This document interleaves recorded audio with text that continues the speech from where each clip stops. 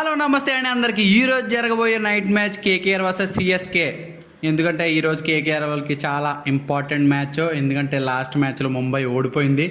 కేకేఆర్కి ఇంకా హోప్స్ బాగా బిల్డ్ అయినాయి అనమాట. ఇఫ్ ఇన్ కేస్ అలాగే ముంబై నెగ్గుంటే ఆల్మోస్ట్ కేకేఆర్ వాళ్ళకి ఛాన్స్ లేదు ప్లే ఆఫ్స్లోకి అన్నట్టు ఉందన్నమాట. నిన్న ముంబై ఓడిపోవడం వల్ల ఈరోజు కేకేఆర్ వాళ్ళకి ఇంకా మరింత కాన్ఫిడెన్స్ బిల్డ్ చేసింది. ఎందుకంటే వాళ్ళు ఓడిపోవడం వల్ల వీళ్ళకి ఛాన్సెస్ ఎక్కువ ఉంటాయి అన్నమాట. సో ఈరోజు మ్యాచ్ అయితే చాలా గట్టిగా ఉంటుంది. ఎందుకంటే చెన్నై వాళ్ళు ఎలాగో ఎలిమినేట్ అయిపోయారు కాబట్టి చాలా లూజ్గా ఓడిపోయినా మాకు ప్రాబ్లం లేదు అన్నట్టు ఆడతారనమాట. ఈరోజు ఎక్స్పెరిమెంట్స్ కూడా చేయొచ్చు టీం మీద, ఎందుకంటే నెక్స్ట్ ఇయర్కి ఈ ఎక్స్పెరిమెంట్ యూజ్ అవుతుంది. సో కేకేఆర్ వాళ్ళకి వచ్చేసి లాస్ట్ మ్యాచ్ మీరు చూసే ఉంటారు, ఆండ్రూ రసెల్ చాలా సూపర్గా ఆడాడు అనమాట.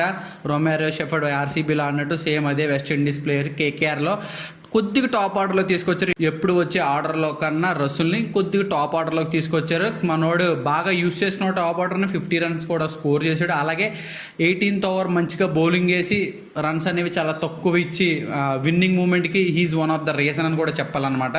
ఈరోజు మ్యాచ్ వచ్చేసి చాలా ఉత్కంఠంగా జరుగుతుంది. ఎందుకంటే ఒక టీమేమో ఓడిపోయినా పర్లేదు అన్నట్టు ఆడితే, ఒక టీం ఖచ్చితంగా మనం నెగ్గాలన్న కాన్ఫిడెన్స్తో కొద్దిగా లిటిల్ బిట్ ఆఫ్ ప్రెజర్తో ఆడతారనమాట. సో రెండు టీంలు కూడా మంచి టీంలే, కాకపోతే చెన్నైతో పోల్చుకుంటే కేకేఆర్ అనేది పెద్దదా కాదా అని తెలుసుకుందాం. ఫస్ట్ సిఎస్కేతో స్టార్ట్ చేద్దాం. సిఎస్కేలో బ్యాటర్స్కి వచ్చేసి డేవిడ్ బ్రేవ్స్ అలాగే మహేంద్ర సింగ్ ధోని అనమాట. మహేంద్ర సింగ్ ధోనిని ఎందుకు చెప్పానంటే మీరు ఆల్రెడీ గమనించవచ్చు, స్టార్టింగ్ మ్యాచ్లో రుతురాజ్ గైక్వాడ్ కెప్టెన్సీలో ఉన్నప్పుడు అశ్విన్ తర్వాత జడేజా, అశ్విన్ తర్వాత ధోని వచ్చాడు. ఇప్పుడు ముందు వస్తున్నాడు అనమాట. అంటే ఫోర్త్ డౌన్ దూబే కన్నా ముందు వస్తున్నాడు. అదే మీరు స్టార్టింగ్లో దూబే కన్నా ముందొచ్చి ధోని ఆడుంటే ఈ పాటికి సిఎస్కే కూడా ప్లే ఆఫ్స్లో ఉంది. సో మీరేమంటారు ఈ విషయానికి? నేనైతే అదే అనుకుంటున్నాను. ఎందుకంటే ధోని దూబే కన్నా ముందొచ్చి ఆడుంటే తర్వాత బౌలర్స్ వేసేవారి బౌలర్స్ కూడా కారిపోయేది అనమాట. ఎందుకంటే ధోనిని చూసి ఎంత పెద్ద బౌలర్ అయినా బుమ్రాని సైతం భయపడతారు. ఎందుకంటే ఏ బాల్ని ఎలా కొట్టాలో మనోడికి తెలుసు. కానీ ఆ టైంలో ఎందుకు అలా దిగాడు, అశ్విన్ కూడా ఎందుకు దిగాడు, అశ్విన్ని బ్యాటింగ్ ఆర్డర్లోకి దింపాల్సిన పనే ఉంది, ఆలోచించాల్సిన విషయమే. బౌలింగ్ విషయానికి వస్తే సిఎస్కేకి నూర్ అహ్మద్, రవీంద్ర జడేజా మ్యాసివ్ బౌలర్స్ అనమాట. రవీంద్ర జడేజా బ్యాటింగ్లో కూడా లాస్ట్ మ్యాచ్లో ఆల్మోస్ట్ 60-70 రన్స్ కొట్టాడు. విన్నికి దగ్గరగా వచ్చి ఓడిపోయారు అనమాట.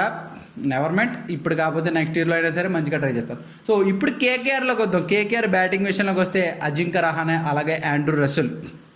అజింక్య రహానే కెప్టెన్ ఇన్నింగ్స్ చాలా బాగా ఆడుతున్నాడు. 1 డౌన్లో దిగినా సరే అసలు ఫియర్ లేకుండా ఆడుతున్నాడు అనమాట. వికెట్లు ఫాస్ట్గా పడిపోయినా సరే వాళ్ళ టాప్ ఆర్డర్ చాలా బాగుంది. నారాయణ కొద్దిగా స్ట్రగుల్ అవుతున్నాడు. ఆండ్రూ రసెల్ని మీరు చూసే ఉంటారు, లాస్ట్ మ్యాచ్ 50 రన్స్ కొట్టాడు.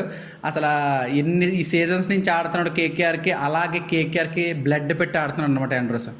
అలాగే బౌలింగ్ విషయంలోకి వస్తే ఆల్వేస్ మనం పిక్ చేసేది ఆల్వేస్ సునీల్ నారాయణ్ అలాగే వరుణ్ చక్రవర్తి. అసలు ఏంటి స్పిన్నర్స్ని సెలెక్ట్ చేసామని అనుకుంటున్నారా చెప్తాను. అలాగే వీళ్ళకి మంచి బౌలింగ్ అటాక్ కేకేఆర్కి ఉంది, అలాగే చెన్నైకి కూడా ఉంది. ఎందుకంటే ఈరోజు జరగబోయే మ్యాచ్ కేకేఆర్లో ఈడెన్ గార్డెన్స్లో తెలుసు కదా అందరికీ, ఫుల్ బ్యాటింగ్ పిచ్, అలాగే స్పిన్నర్స్కి మంచిగా హెల్ప్ చేస్తుంది కూడా. పొర్రపాటున స్పిన్ అటాక్కి అటే బ్యాట్స్మెన్ దొరికాడా వాళ్ళని ఆడేసుకుంటారు అనమాట గోలిక్కేలాట. ఎందుకంటే బొంగారు నీరు తిరుగుతుంది బాల్. మీరు లాస్ట్ టైం మ్యాచ్ చూసే ఉంటారు, సునీల్ నారాయణ 18th ఓవర్ వేసాడు. 18th ఓవర్ కానీ వాళ్ళు 3 to 4 రన్స్ కొట్టారు. If in case Sunil Narayana ఆ ఓవర్ ఖచ్చితంగా 15 రన్లు అలా కొట్టుంటే రాజస్థాన్ వాళ్ళు నెగ్గేవారు. అందుకే Sunil Narayana is the best spinner అనమాట. అలాగే వరుణ్ చక్రవర్తి బ్యాక్ టు బ్యాక్ వికెట్లు తీశాడు. అసలు తక్కువ అంచనా కూడా వీళ్ళిద్దరిని ఎప్పుడైతే మ్యాచ్ నెగ్గాలో ఆ టైంలో వికెట్లు తీశారు. లాస్ట్ మ్యాచ్ సేమ్ ఎప్పుడు అంతే. ఎప్పుడైనా వికెట్లు కావాలంటే సునీల్ నారాయణ, వరుణ్ చక్రవర్తి వస్తారు, ఈజీగా వికెట్లు తీస్తారు. అలాగే రవీంద్ర జడేజా, నూర్ అహ్మద్ వీళ్ళు కూడా best spinners in Chepauk stadium. Same చపాక్లో తిరిగినట్టే ఇక్కడ ఈడెన్ గార్డెన్స్లో కూడా తిరుగుతుంది అనమాట. సో చెప్పలేం ఎవరికి మంచిగా బౌలింగ్ పడుతుందో ఎవరికి మంచిగా బౌలింగ్ పడదో చెప్పలేం కదా. సో ఈరోజు మ్యాచ్ అయితే అలా ఉంటుంది అనమాట. ఎందుకంటే రెండు టీంలోని బ్యాటింగ్ ఆర్డర్ గట్టిగా ఉంది. కాకపోతే కేకేఆర్ ఇంకొద్దిగా ఎఫర్ట్ పెట్టాలి. ఎప్పుడు పెట్టే ఎఫర్ట్ కన్నా ఇంకొద్దిగా ఎఫర్ట్ పెడితే ఈరోజు మ్యాచ్ నెగ్గే ఛాన్సెస్ ఖచ్చితంగా ఉంటాయి అన్నమాట. ఎందుకంటే ఇన్ఎక్స్పీరియన్స్ బ్యాటర్స్ చాలామంది ఉన్నారు సిఎస్కేలో. వాళ్ళని ఫాస్ట్గా తీసినట్టయితే వరుణ్ చక్రవర్తిని, నారాయణ యూస్ చేసి టాప్ ఆర్డర్ ఈజీగా పడిపోద్ది అనమాట. తర్వాత రవీంద్ర జడేజా, శివం దుబే అంత మంచి బౌలింగ్ అటాక్ ఉన్నా సరే బ్యాటింగ్ ఆర్డర్లు అయితే లేదనమాట. సో చూద్దాం అసలు ఎలా ఆడతారు ఈ రోజు అనేది. వీళ్ళిద్దరి మధ్యన హెడ్ టు హెడ్ వచ్చి ఇప్పటి వరకు 31 మ్యాచ్లు ఆడారు. అందులో 19 మ్యాచ్లో సిఎస్కే నెగ్గింది, 11 మ్యాచ్లో కేకేఆర్ నెగ్గింది.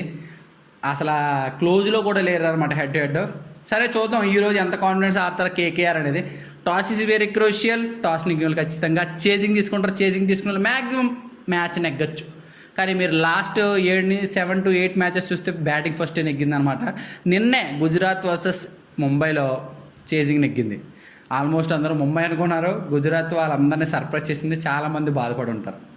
So okay, no problem. నేనైతే ఈరోజు కేకేఆర్ ఖచ్చితంగా వాళ్ళు కాన్ఫిడెన్స్ బిల్డ్ చేసుకుని మ్యాచ్ నెగ్గుతారు. ఆండ్రసన్ ఇంకా బాగా యూస్ చేసుకుంటారు. మంచి టార్గెట్ ఇచ్చి మంచిగా నెగ్గుతారని నేను అనుకుంటున్నాను. సో మీరేమనుకుంటున్నారు కామెంట్ బాక్స్లో మెన్షన్ చేయండి. తర్వాత మంచి మ్యాచ్తో మంచి ప్రిడిక్షన్తో మళ్ళీ మేము చూస్తాను. అప్పటి వరకు don't forget to like, share and subscribe చేయడం మర్చిపోకండి. సరే మరి ఉంటాను. మ్యాచెస్ మంచిగా ఎంజాయ్ చేయండి. Bye bye.